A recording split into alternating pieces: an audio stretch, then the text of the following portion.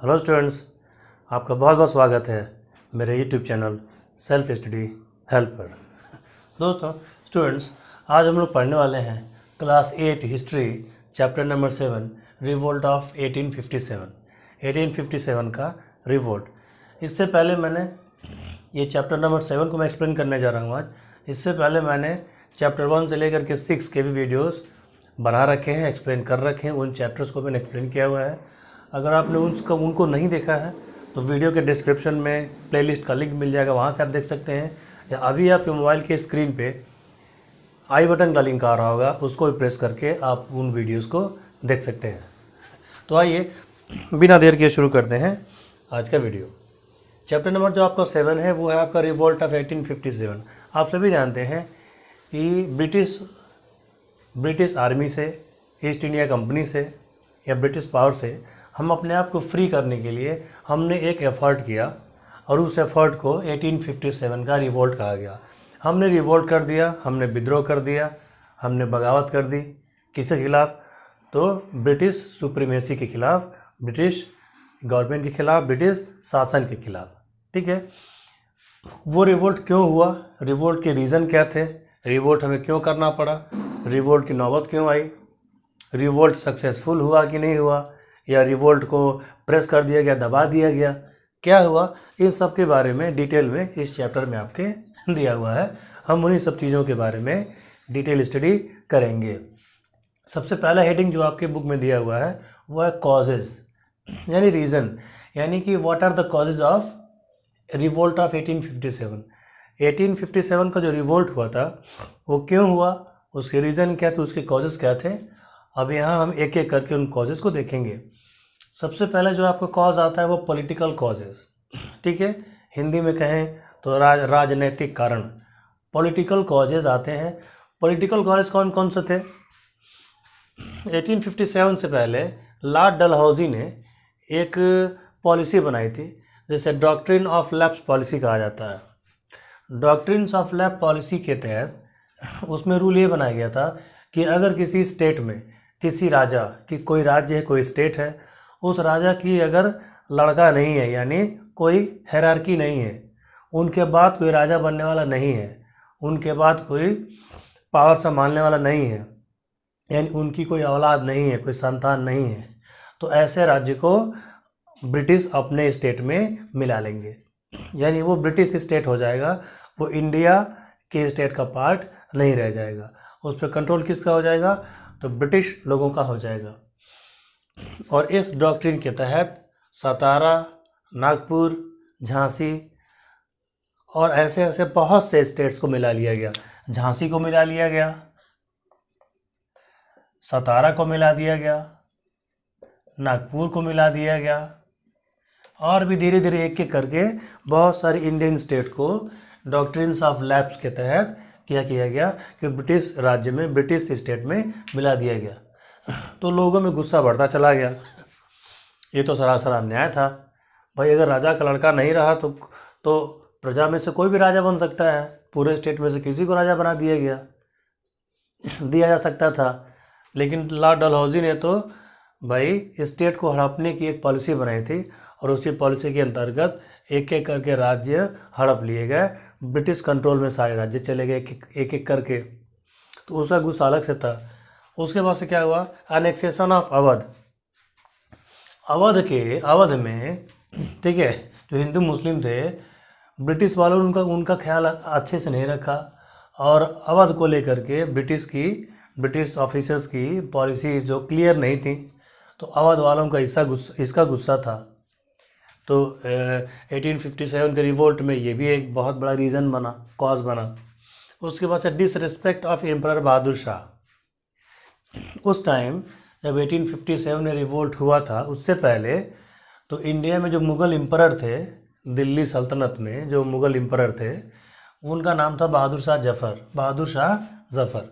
तो बहादुर शाह जो जफ़र थे, तो ब्रिटिश आर्मी या ब्रिटिश गवर्नमेंट बहादुर शाह का रेस्पेक्ट नहीं करते थे।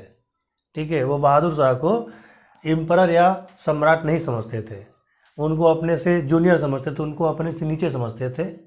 और इस बात को जो दिल्ली वासी थे, जो दिल्ली स्टेट में जो रहने वाले थे, वहाँ के जो निवासी थे, ठीक है, उनको यह बात अच्छी नहीं लगती थी।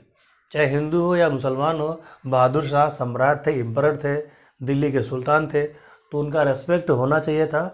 लेकिन ब्रिटिश वालों ने, ब्रिटिश ऑफिसर्स ने बहादुर शाह का कभी भी रेस्पेक्ट नहीं किया। तो दिल्ली की जो जनता थी, दिल्ली के जो लोग थे उस टाइम के, वो ब्रिटिश ऑफिसर्स, ब्रिटिश गवर्नमेंट के इस रवैये के खिलाफ थे। ठीक है, ब्रिटिश गवर्नमेंट का ये तरीका उनको पसंद नहीं आया। उनको अपने सम्राट का, अपने मुग़ल एम्परर का रेस्पेक्ट चाहिए था, जो कि ब्रिटिश गवर्नमेंट नहीं कर रही थी। उसके बाद से जो सबसे मेन इम्पॉर्टेंट आपका रीज़न था, exclusion of Indian from civil and army post, from high civil and army post.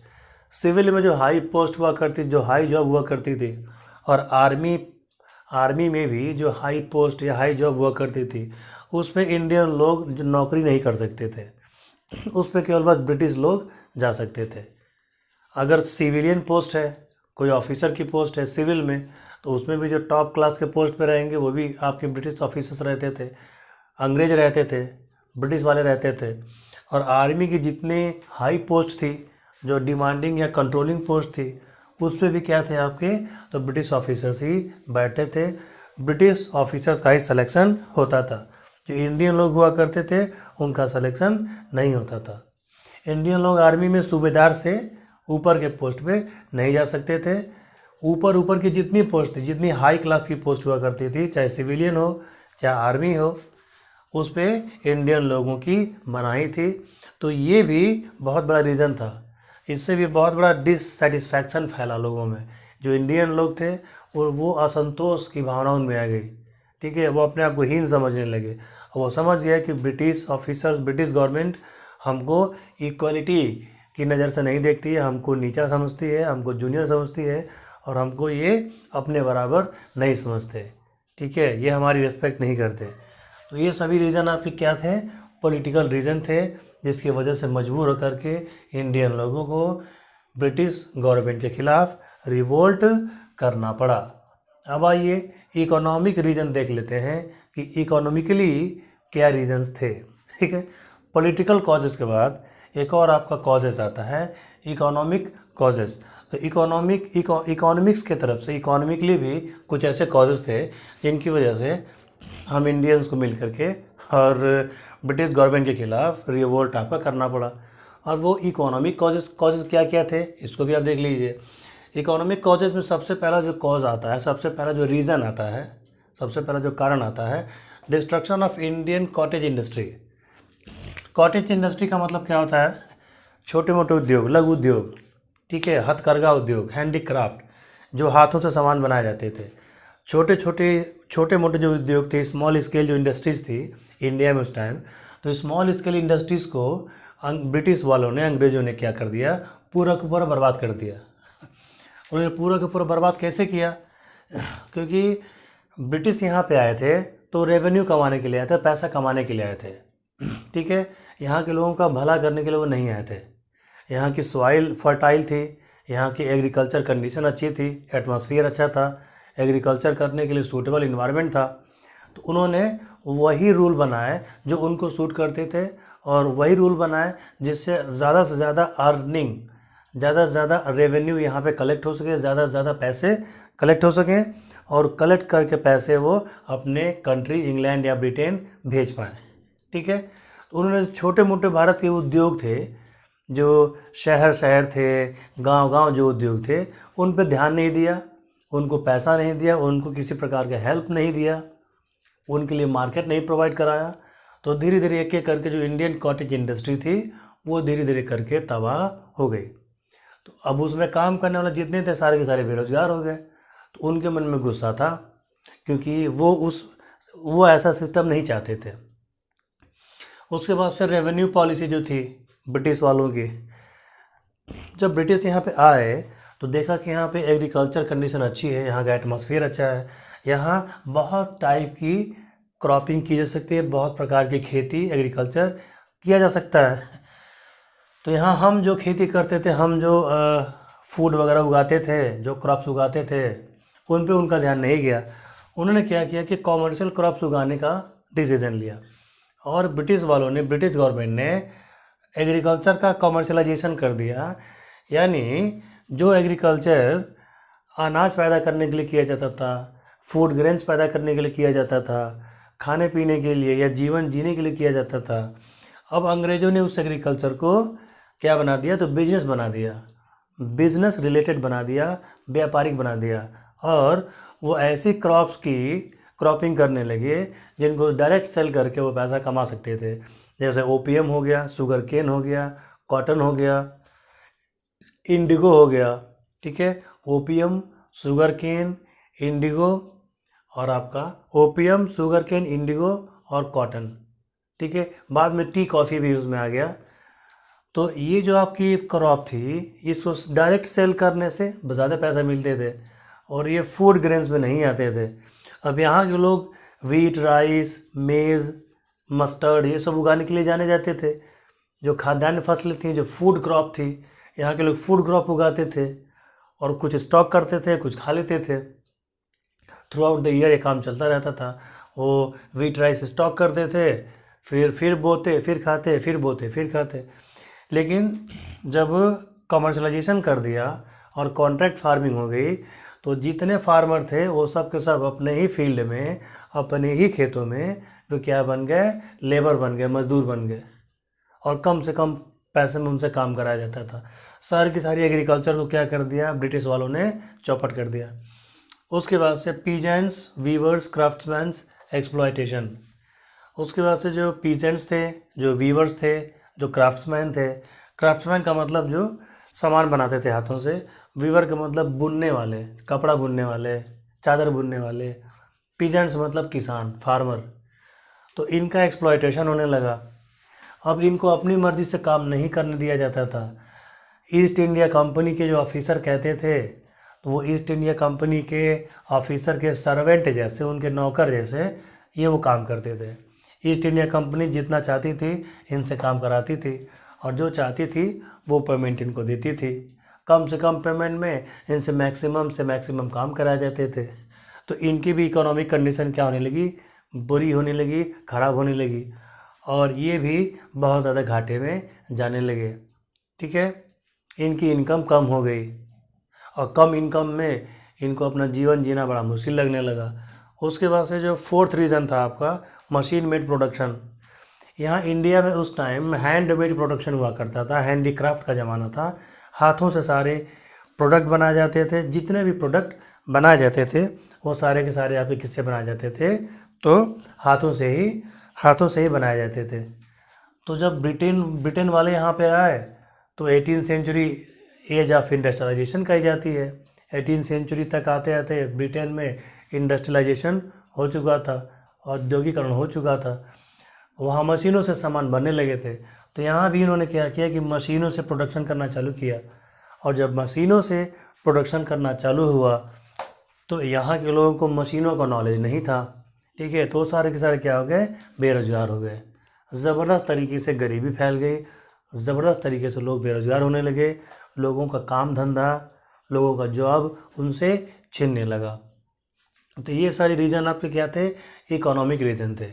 ठीक है, इन्हीं सब रीजन की वजह से इंडियन लोगों की आमदनी, उनका प्रॉफिट, इंडियन लोगों का प्रॉफिट, उनका काम धंधा पूरा का पूरा चौपट हो गया।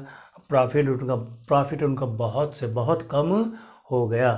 ठीक है, अब आइए आगे कुछ और कॉजेज़ पे हम नज़र डालते हैं। आइए अब हम लोग समझते हैं कुछ अदर कॉजेज़ को। अदर कॉजेज़ में आपका रिलीजियस कॉजेज़ है और मिलिट्री कॉजेज़ है। ठीक है, रिलीजियस कॉज है और आपका मिलिट्री कॉज है। आइए समझते हैं रिलीजियस कॉज को। रिलीजियस कॉज में आपका क्या था, यानी धर्म से रिलेटेड कारण क्या थे, धार्मिक कारण क्या थे, रिलीजियस कॉजेज़ क्या थे। जो फर्स्ट आपका था चार्टर एक्ट ऑफ 1813। जो 1813 का चार्टर एक्ट था, जो ब्रिटिश पार्लियामेंट से एक्ट, यानी कि एक्ट मतलब कानून, लॉ, जो लॉ या जो कानून आपका पास होकर के आया था, चार्टर एक्ट 1813। तो इस लॉ के हिसाब से जो ब्रिटिश मिशनरीज थी उनको इंडिया में आकर के और क्रिश्चियनिटी का वो प्रचार प्रसार कर सकते थे। तो लोगों में ये डर बन गया कि ब्रिटिश से क्रिश्चियन मिशनरीज आएंगे और यहाँ के लोगों को क्रिश्चियन बना देंगे, रुपए पैसे का लालच दे करके यहाँ के लोगों को क्या बनाएंगे, तो ईसाई बना देंगे, यहाँ के लोगों को क्रिश्चियन बना देंगे। तो ये भी एक बहुत बड़ा रीज़न था। तो जो कॉमन पीपल थे इंडिया के, उनमें डर बैठ गया, ठीक है, तरह तरह की बातें होने लगी। तो इस स्टेप से इंडियन लोग नाराज़ हो गए। उसके बाद सोशल रिफॉर्म्स, जैसे सती प्रथा आपकी थी, सती सिस्टम था, ठीक है, विडोज़ मैरिज, जो विडोज यानी विधवा हो जाती थी, जिनके हस्बैंड मर जाते थे, तो उन जो विधवा हो जाती थी औरतें जिनके हस्बैंड मर जाते थे, तो उस टाइम उन औरतों का दोबारा शादी नहीं होता था, दोबारा उनका मैरिज नहीं होता था। तो ब्रिटिश गवर्नमेंट ने क्या किया कि सती सिस्टम को हटा दिया। सती सिस्टम में जब किसी लेडीज़ का हस्बैंड जब मर जाता था तो उसके साथ साथ उसको भी उसी चिता में जला दिया जाता था, उसका भी जीवन समाप्त कर दिया जाता था। तो सती सिस्टम को हटा दिया गया, विडोज़ मैरिज को हटा दिया गया। तो ये सब जब सुधार हो रहे थे तो जो पुराने ख्यालात के जो लोग थे, जो टिपिकल लोग थे, ठीक है, जो ऑर्थोडॉक्स लोग थे, जो पुरानी परंपराओं को मानने वाले थे, वो इन सब चीज़ों से नाराज़ थे, क्योंकि सोसाइटी को एकाएक आप बदल देंगे तो उसके नुकसान ज़्यादा होते हैं। फिर उसके बाद से taxes on temple and mosque land, जिन ज़मीनों पे, जिन लैंड्स पे टेम्पल या मॉस्क बने हुए हैं, मस्जिद या मंदिर बने हुए हैं, ब्रिटिश गवर्नमेंट ने उन ज़मीनों पर टैक्स लगाना शुरू कर दिया। तो लोगों की धार्मिक आस्था को चोट पहुंची, उनके जो रिलीजियस फेथ थे, जो रिलीजियस कस्टम्स थे, जो रिलीजियस फेथ थे, उन फेथ पे, उन विश्वास पे ठोकर लगी और उनके धार्मिक भावनाओं को ठेस पहुंची। उसके बाद से कुछ मिलिट्री रीजन्स भी थे। मिलिट्री मतलब होता है आर्मी। मिलिट्री रीजन्स क्या थे? एनेक्सेशन ऑफ अवध, जब ब्रिटिश गवर्नमेंट ने अवध, एक स्टेट था आपका अवध, आज के ज़माने में लखनऊ और फैज़ाबाद का एरिया मान लीजिए अवध था, तो उसको जब अंग्रेज़ों ने, ब्रिटिश ने अपने स्टेट में मिला लिया, उससे वहाँ के क्या थे, जो सोल्जर्स थे वो आपको नाराज़ थे, क्योंकि अवध आर्मी में जो सोल्जर थे वो बंगाल से थे, ठीक है, तो वो नाराज़ हो गए। अलाउंस नॉट पेड, और ब्रिटिश ऑफिसर्स को, जो आर्मी में ब्रिटिश के ऑफिसर हुआ करते थे, उनको तरह तरह की अलाउंस दी जाती थी। अलाउंस मतलब भत्ता, अलाउंस मतलब स्पेशल सुविधाएं, जैसे उनको अपनी यूनिफॉर्म धुलने के लिए पैसे दिए जाते थे, ठीक है, दाढ़ी बाल बनवाने के पैसे दिए जाते थे, ठीक है, और भी तमाम प्रकार की सुविधाएं उनको दी जाती थी। तो इंडियन सैनिकों को, इंडियन सोल्जर्स को वो सारी फैसिलिटीज़, वो सारी सुविधाएं नहीं दी जा रही थी। तो इंडियन जो सोल्जर्स थे पूरे ब्रिटिश आर्मी में, वे इस बात से नाराज़ थे, अंदर अंदर उनके मन में नाराज़गी थी। अब वो मौका खोज रहे थे बदला लेने का। रूल ऑफ सी ट्रेवल, तो एक रूल पास किया गया, तो जो भी नया सोल्जर रिक्रूट होता था उससे शपथ उसको दिलाई जाती थी, उसको क्या किया जाता था, प्लेज, उसको प्लेज दिलाया जाता था कि जहाँ भी ब्रिटिश गवर्नमेंट फ़ाइट करने के लिए कहेगी तो आपको वहाँ जा कर के फ़ाइट करना पड़ेगा। तो ये भी खबर है कि आपको बोट में बैठ करके और सी ट्रेवल करके, ठीक है, दूसरे देश पे भी अटैक करना पड़ सकता है।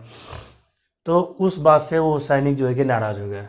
जो सोल्जर्स थे उन्होंने कहा कि नहीं, हम सी पार करके किसी पे अटैक नहीं करेंगे, हम सी ट्रेवल नहीं करेंगे। तो ये थे आपके रिलीजियस रीजन्स, रिलीजियस कॉजेज़, और ये हो गए आपके मिलिट्री कॉजेज़। अब आइए आगे देखते हैं कि आगे क्या हेडिंग आपकी बुक में दी गई है। अब अगली हेडिंग्स पे काम करते हैं। अगली आपकी दो हेडिंग्स हैं, स्प्रेड ऑफ रिवोल्ट, और आपकी लास्ट हेडिंग जो आपकी है सप्रेशन ऑफ रिवोल्ट, ठीक है। सप्रेशन ऑफ रिवोल्ट का मतलब विद्रोह को कैसे कंट्रोल किया गया, रिवोल्ट को कैसे दबाया गया, ठीक है, रिवोल्ट करने वालों को कैसे कुचला गया। और स्प्रेड ऑफ रिवोल्ट का मतलब रिवोल्ट कैसे फैला, ठीक है, पूरी इंडिया में रिवोल्ट कैसे चला। तो रिवोल्ट कैसे हुआ उसके बारे में आपको बताता हूँ, ठीक है।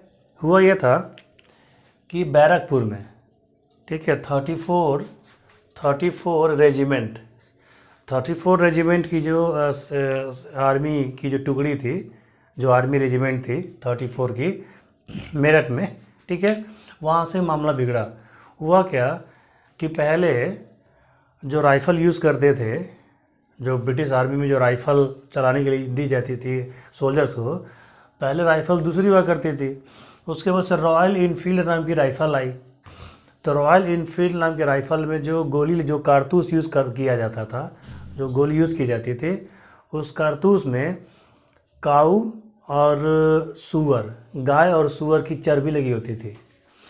तो अब गाय को तो उसको चलाने से पहले दांत से खींचना पड़ता था, तब जाके वो चलती थी, ठीक है।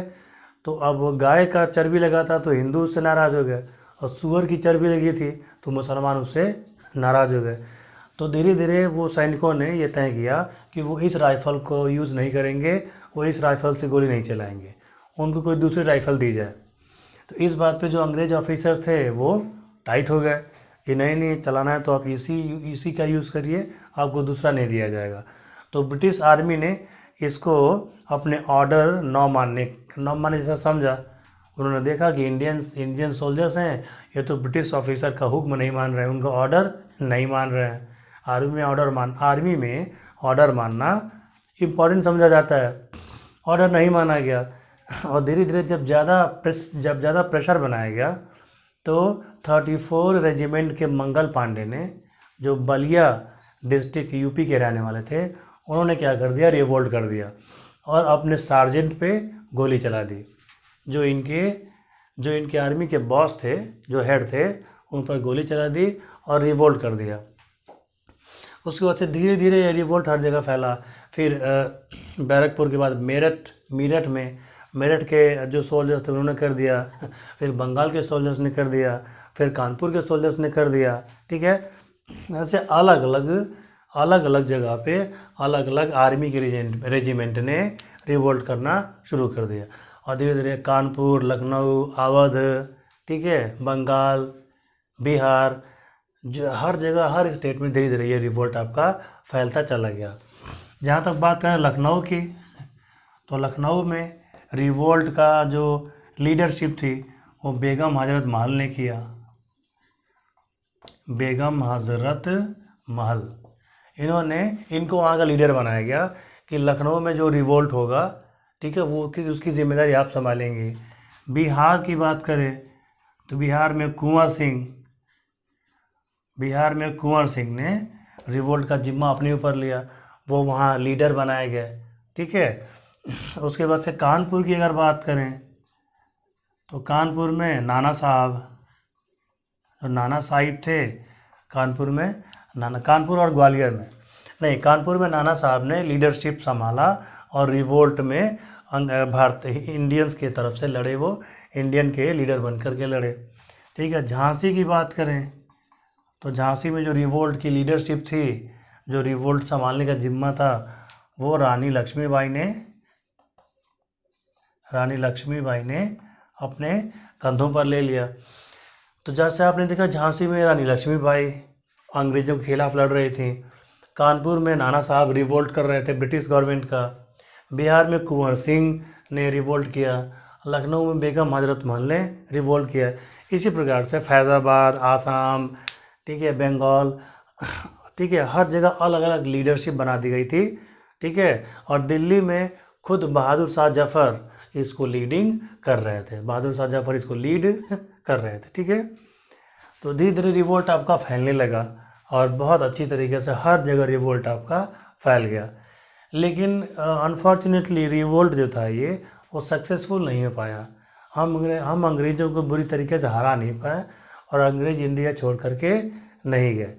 अब रिवोल्ट क्यों अनसक्सेसफुल हुआ उसके बारे में हम ये देखेंगे, और रिवोल्ट को कैसे सप्रेस किया गया उसको भी हम यहाँ पे देखेंगे। अब आइए आगे बढ़ते हैं। 2 हेडिंग आपकी बची हुई है, failure of revolt and suppression of revolt, यानी रिवोल्ट को कैसे दबा दिया गया, कैसे कंट्रोल किया गया, और रिवोल्ट के फेल्योर होने के कारण क्या थे, यानी रिवोल्ट सक्सेसफुल क्यों नहीं हो पाया। तो सबसे पहले देखते हैं कि उसको सप्रेस कैसे किया गया। अंग्रेज़ों ने हर जगह जहाँ जहाँ रिवोल्ट हुआ वहाँ पे अपनी अपनी आर्मी भेज करके और रिवोल्ट को कंट्रोल किया। कुछ जगह ब्रिटिश आर्मी हार गई, कुछ जगह ब्रिटिश आर्मी जीत गई, और लास्ट में ब्रिटिश आर्मी हर जगह जीत गई। ठीक है, लास्ट में ब्रिटिश आर्मी हर जगह जीत गई। जो इंडियन लीडर्स थे अलग अलग प्लेस पे, अलग अलग जो रिवोल्ट का लीडरशिप कर रहे थे, उनको पकड़ लिया गया, कुछ को मार दिया गया, उसको जेल में डाल दिया गया, और धीरे धीरे सारा आपका रिवोल्ट क्या हो गया, तो शांत हो गया, रिवोल्ट दब गया। लेकिन ये एक दिन में नहीं हुआ, कई साल लगे इसमें, 4 ईयर, 5 ईयर, 6 ईयर। ठीक है, कहीं कहीं रिवोल्ट बहुत लंबा चला, कहीं कहीं रिवोल्ट जल्दी ख़त्म हो गया। फाइनली 3 to 4 ईयर में ब्रिटिश वालों ने इस रिवोल्ट पे काबू पा लिया, रिवोल्ट को कंट्रोल कर दिया। लेकिन देखिए, अब रिवोल्ट को वो कंट्रोल उन्होंने तो कर दिया, लेकिन रिवोल्ट फेल्योर क्यों हुआ? ठीक है, इतने बड़े लेवल पे जब रिवोल्ट हुआ था, ठीक है, पूरे इंडिया में इसकी आग फैली थी, तो ये अनसक्सेसफुल क्यों हो गया? हुआ ये था कि बहादुर शाह जफर ने, ठीक है, दिल्ली में प्लानिंग हुई थी कि 23 मई को एक ही साथ पूरे इंडिया में रिवोल्ट होगा, तो ब्रिटिश आर्मी हर जगह तुरंत तुरंत जा नहीं पाएगी, तो हम जीत जाएंगे और रिवोल्ट करके हम ब्रिटिश आर्मी को यहाँ से खदेड़ देंगे, यहाँ से भगा देंगे। लेकिन जो मंगल पांडे वाली घटना हुई थी वो 10 मई को ही हो गई। मंगल पांडे वाली जो इंसिडेंट हुई बैरकपुर में, वो 10 मई को ही हो गई, टाइम से पहले वहाँ पर रिवोल्ट हो गया। तो पूरी की पूरी इन लोगों की जो प्लानिंग थी 23 मई को एक ही साथ पूरे इंडिया में रिवोल्ट करने की, वो प्लानिंग फेल हो गई। तो लैक ऑफ प्लानिंग में कमी थी, सही से जो प्लान सोचा गया था वो प्लान एग्जीक्यूट नहीं हो पाया। अगर वो प्लान एग्जीक्यूट हो गया होता, जो सोचा गया था उस प्लान के मुताबिक काम हुआ होता, तो रिवोल्ट सक्सेसफुल होता। लेकिन मंगल पांडे ने जल्दबाजी कर दी और पहले ही 10 मई को ही रिवोल्ट कर दिया। तो रिवोल्ट जब तक बढ़ता तब तक ब्रिटिश जो आर्मी थी वो सचेत हो चुकी थी, वो अलर्ट हो चुकी थी। लैक ऑफ मिलिट्री स्किल्स, जो इंडियन सोल्जर्स थे उनमें मिलिट्री स्किल्स की कमी थी, आप ये कह सकते हैं। हालांकि ऐसा नहीं था। हाँ, इंडियन सोल्जर्स के पास मॉडर्न वेपन नहीं थे।